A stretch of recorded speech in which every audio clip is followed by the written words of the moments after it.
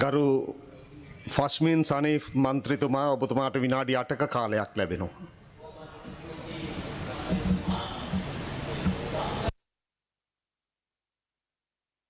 உண்மையில் விளங்குகின்றது.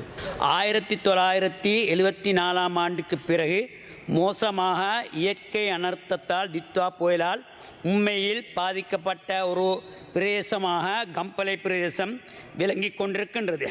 உங்களுக்கு தெரியும், கம்பளை பிரதேசம் பொருளாதாரத்தில் மிகவும் வலிமையுடைய பொருளாதாரத்தில் முன்னேற்றமடைந்த ஒரு பிரதேசமாக இருந்தாலும் தித்வா புயலால் மிகவும் அழிவுக்கும் பொருளாதாரத்தில் பாரிய பாதிப்புக்கும் உட்பட்ட ஒரு இடமாக இருந்தாலும் இலங்கையில் வாழ்கின்ற அநேகமான எல்லா இனத்தவர்களும் உதவியை கொண்டு இன்றைக்கு கம்பளை நகரம் மீண்டும் உயிர் வாழ்ந்து கொண்டு மீண்டும் எழுச்சி பெற்று கொண்டு இருக்கின்றது.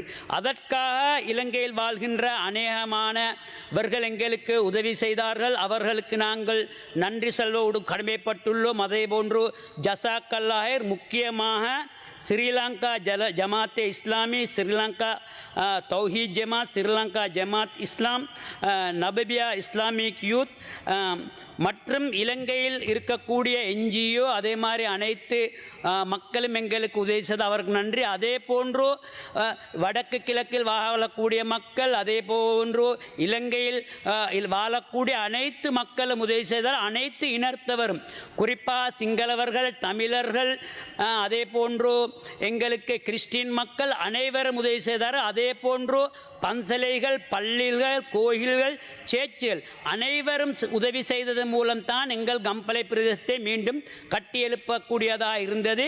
அதே போன்று நாங்கள் இன்று முக்கியமான விடயம் ஒன்றை இங்கே குறிப்பிட வேண்டும்.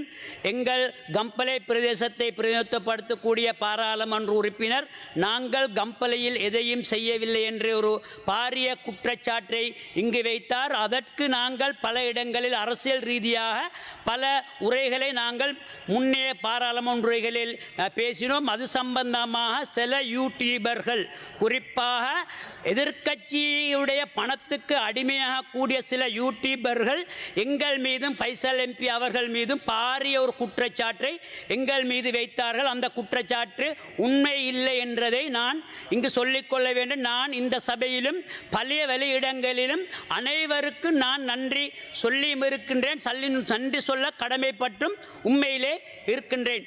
ஏவகே மம்ம එකක් කියා ගන්න ඕන.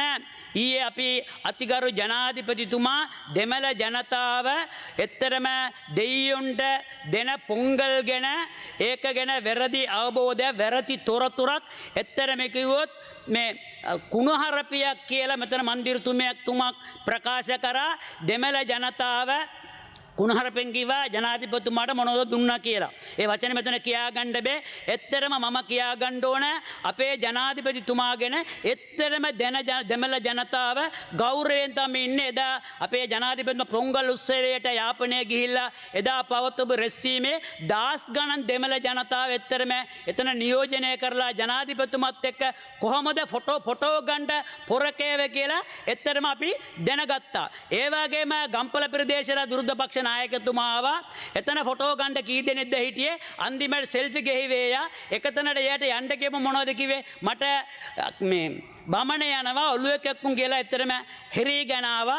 තව මෙතන තව මන්දිර කෙනෙක් එතරම් සන්ද්‍රානි ක්‍රියල් මන්දිරතුමිය නුවර දිස්ත්‍රික්කය ගැන ලොකු වැරදි තොරතුරු ටිකක් අද ලබලා දුන්නා. අපි 160ක් තමයි ඇත්තටම ජනතාවට සල්ලි දීලා තියෙනවා කිව්වා.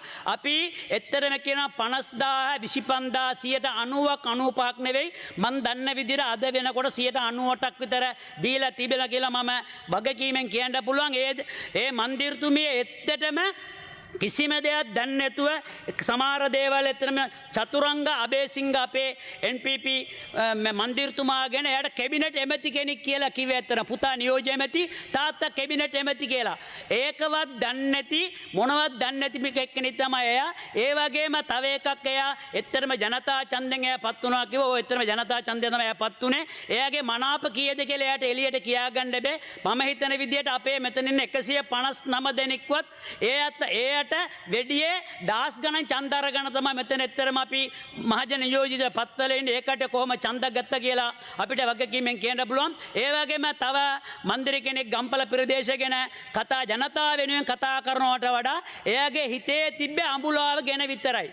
අඹුලාව ගැන විතරයි හුඟක් අය කතා කරේ. අඹුලාව එයා කිව්වා අපි ඩොලරයක්වත් අපිට ගේන්න බැරි වෙයි කියලා. අපි අනිවාර්යෙන් ඒක රජයට පවර ගන්නවා. ඒ පවර ගන්නා විතරක් නෙවෙයි ඒක එන ආදායම් ටික අපි ජනතාව වෙනුවෙන් වීදන් ඉදිරියට කරනවා.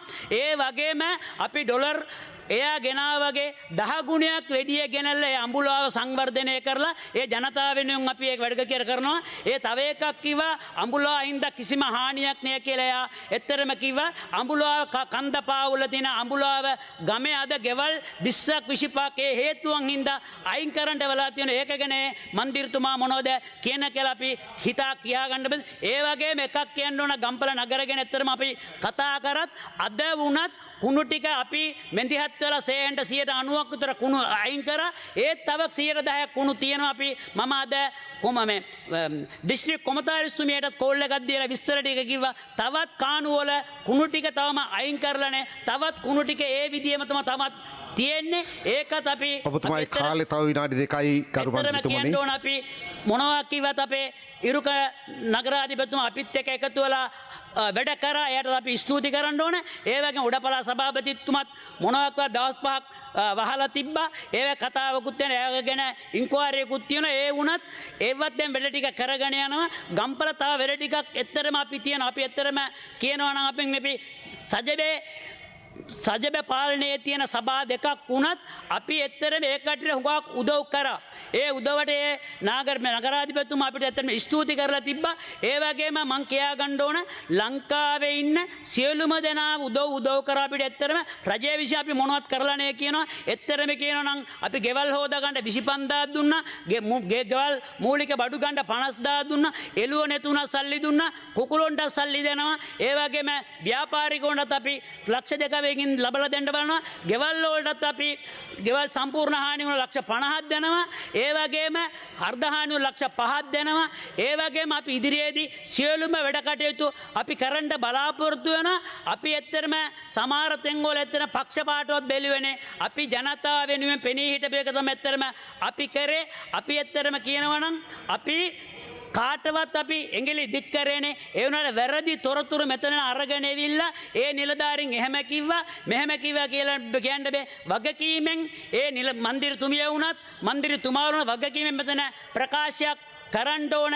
වැරදි තොරතුරු දීලා ජනතාව මෙතනම වීරයෝ වගේ කතා කරලා මේ තොරතුරු පාර්ලිමේන්තුවේ දීලා ඒක ප්‍රකාශ මූලාසන ඔබවන ගරු මන්ත්‍රීතුමනි මගේ මෙතුමා මගේ නම සඳහන් කරා. මං කියන්න කැමති මගේ කතාවේ කිව්ව විදිහට ඊයේ මගේ කාර්යාලයෙන් දිසාපති කාර්යාලයට ගිහිල්ලා තමයි මට මේ තොරතුරු දුන්නේ. මං ඒවා සභාගත කරා. මොකද මෙතනට අවිලා බොරු විස්තර දෙනවා නම් මම මෙතන සභාගත කරන්නේ නැහැ. මට ඒක සභාගත කරන්න අවශ්‍යතාවයක් නැහැ. ඒක අපිට දුන්න තොරතුරු තමයි මම සභාගත කරේ. ඉතින් ඒක මන් දන්නේ දිසාපති කාර්යාලය උපදෙස් දීලා තියෙනවද කියලා අපිට විපක්ෂයේ මන්ත්‍රීවරුන්ට වැරදි මේ ඩොකියුමන්ට්ස් ටික දෙන්න. ඒ වගේම තමයි මෙතුමා කිව්ව මගේ ඡන්ද සංඛ්‍යාව ගැන මං හිතන්නේ එතුමාට කිසිම අයිතියක් නැහැ ඒක ගැන කතා කරන්න. මොකද මට ඡන්ද දුන්න ජනතාවට හැල්ලු කිරීමක් තමයි මෙතුමා කරන්නේ. මොකද මෙතුමාත් ගම්පල නියෝජනය කරන මන්ත්‍රීවරයෙක්. ඉතින් එතුමාට මට වැඩි ඡන්ද ලැබුණා කියලා එතුමා මට වැඩි වටිනාකමක් මං හිතන්නේ එතුමාට තියෙනවා කියලා. අපි බලමු ඊළඟ ඡන්දය. මොකද මෙතන ආපු භාගයක් මං හිතන්නේ ඊළඟ මැතිවරණේ ඔය ලබාගත ඡන්ද වලින් 5%ක්වත් ලබා ගන්න පුළුවන් කියලා. හොඳයි ගරු මන්ත්‍රීතුමනි මේ කාරණේ පැහැදිලි. ඒක ඇත්තටම ලබල ඡන්දදී ඇත්තටම සභාපතිතුමා බලා ගන්න පුළුවන් මොනවද එන්නේ කියලා ඇත්තටම මෙහෙමයි. ඒතර චතුරංග ඔබතුමායි කාලේ අවසానයි ගරු මන්ත්‍රීතුමනි. චතුරංග අබේසිංහ එමෙතුමත් මේ කැබිනට් එමෙති කියලාත් මේ රජයේ නිලධාරීන්ට දන්නේ තුමියට ඇත්තටම ලබලා දීලා තියෙන්නේ.